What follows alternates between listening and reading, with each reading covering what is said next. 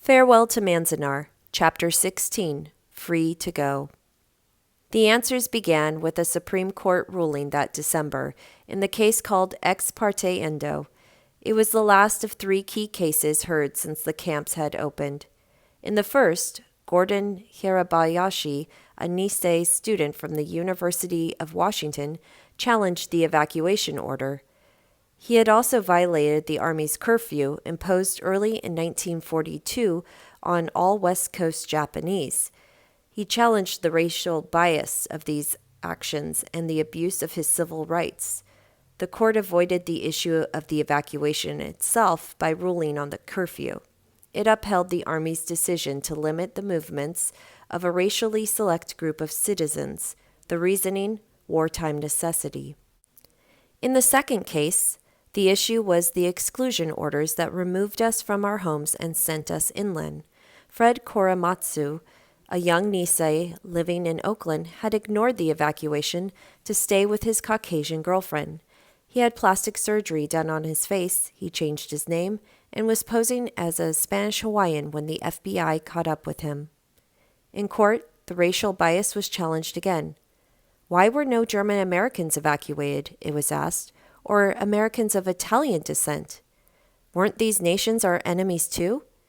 Due process had been violated, Korematsu claimed, along with other constitutional rights. But the Army's decision to evacuate was also upheld by the Supreme Court. The final case challenged the internment itself.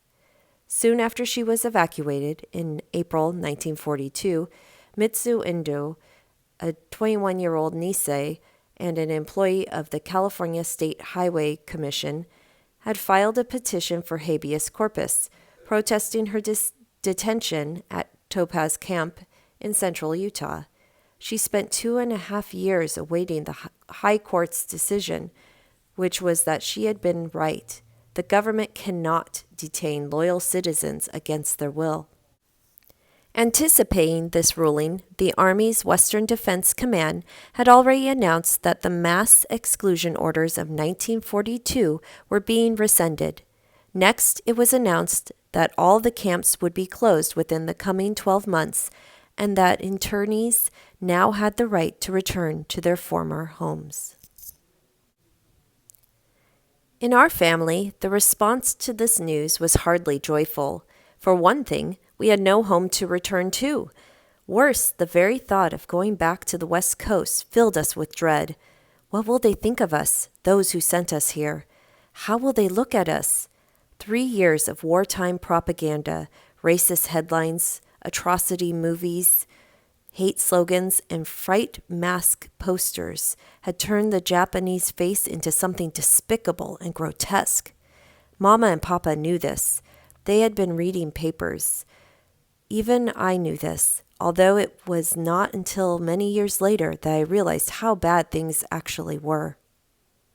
In addition to the traditionally racist organizations like the American Legion and the Native Sons of the Golden West, who had been agitating against the West Coast Japanese for decades, new groups had sprung up during the war, with the specific purpose of preventing anyone of Japanese descent from returning to the coast. Groups like No Japs Incorporated in San Diego, the Homefront Commandos in Sacramento, and the Pacific Coast Japanese Problem League in Los Angeles. Also, some growers' associations, threatened by the return of interned farmers, had been using the war as a way to foment hostile feelings in the major farming areas. What's more, our years of isolation at Manzanar had widened the already spacious gap between the races, and it is not hard to understand why so many preferred to stay where they were. Before the war, one of the standard charges made against the Japanese was their clannishness, their standoffishness, their refusal to assimilate. The camps had made this a reality in the extreme. After 3 years in our desert ghetto, at least we knew where we stood with our neighbors, could live more or less at ease with them. Yet now the government was saying we not only were free to go, like the move out of Terminal Island and the move to Owens Valley, we had to go. Definite dates were being fixed for the closing of the camp. By January of 45, a few determined attorneys were already trying to recover former homes and farmlands. Ominous reports of their reception began trickling back to confirm our deepest fears. A Nisei man had been assaulted on the street in Seattle. A home was burned in San Jose.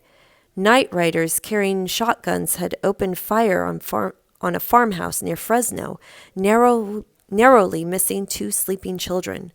Later on, in May, one of my sisters and her husband, leaving for the east, were escorted to the Southern Pacific Depot in Los Angeles by armed guards, not because they were thought to be dangerous, but for their own protection. Most of the Japanese returning to the coast resettled without suffering bodily harm. But gossip tends to thrive on bad news, not good. Stories such as these spread through the camp and grew in our minds like tumors. I remember hearing them discussed in our barracks, quietly, as if Ku Klux Klansmen lurked outside the window, the same way my brothers discussed our dilemma during the brief stay in Boyle Heights before the evacuation. I would listen to the stories and I would cringe, and this was both odd and confusing to me because ever since we'd arrived, the outside world had loomed in my imagination as some place inaccessible yet wonderfully desirable. I would recall our days in Ocean Park. I would flip through the Sears Roebuck catalog, dreaming of the dresses and boots and coats that were out there somewhere at the other end of the highway beyond the gate. All the truly good things, it often seemed, the things we couldn't get, were outside and had to be sent for or shipped in. In this sense, God and the Sears Roebuck catalog were pretty much one and the same in my young mind. Once, during a novena at the Mary Knoll Chapel, I had asked for something I desperately longed for and had never seen inside the camp. We were told to ask for something we really wanted. We were to write it on a piece of paper, pray devoutly for 9 days, and if we'd prayed well, it would be answered. The nuns expected us to ask for purity of soul or a holy life. I asked God for some dried apricots. I wrote this on a piece of paper, dropped it into the prayer box, and began to fantasize about how they would arrive in a package from Sears Roebuck. I knew how they would taste and feel in my hands. I said my rosary 30 times a day for 9 days, and for 9 more days after that I waited. The dried apricots never came. My faith in God and in the Catholic Church slipped several notches at that time, but not my faith in the outside, where all such good things could be found. I went back to flipping through the catalog. Those images, of course, had come from my past. What I had to face now, a year later, was the future. I was old enough to imagine it, and also old enough to fear it. The physical violence didn't trouble me. Somehow I didn't quite believe that, or didn't want to believe such things could happen to us. It was the humiliation. That continuous, unnamed ache I had been living with was precise and definable now. Call it the foretaste of being hated. I knew ahead of time that if someone looked at me with hate, I would have to allow it, to swallow it, because something in me, something about me deserved it. At 10, I saw that coming like a judge's sentence, and I would have stayed inside the camp forever rather than step outside and face such a moment. I shared this particular paralysis with Mama and Papa, but not with my older brothers and sisters. The hostility worried them, but their desire to be rid of Manzanar outweighed that worry. They were in their 20s and had their lives to lead. They decided to take a chance on the East Coast. It was 3,000 miles away with no history of anti-Orientalism. In fact, no Oriental history at all. So few people of Asian ancestry had settled there. It was like heading for a neutral country. Bill was the first to make that move, with Tommy and their baby boy. He had lined up a job with Seabrook Farms in New Jersey, a new frozen food enterprise that offered work to many Nisei at the end of the war. A few weeks later, Frances and her husband joined them, followed by Martha and Kaz, then Lillian, who was just finishing her junior year in high school, and Ray. As each cluster of relatives departed, we'd say, "See you in New Jersey. Find us all a big house back there." What we told each other was that Bill and Francis and the others would go on ahead, make sure things could be worked out, then they'd send for the rest of us. "See you in New Jersey," we would wave as the bus pulled out, taking someone else to the train station in L.A. But they all knew, even as they said it, that Papa would never move back east. As bad as the West Coast sounded, it was still his home territory. He was too old to start over, too afraid of rejection in an unknown part of the world, too stubborn and too tired to travel that far, and finally too proud to do piecework on an assembly line.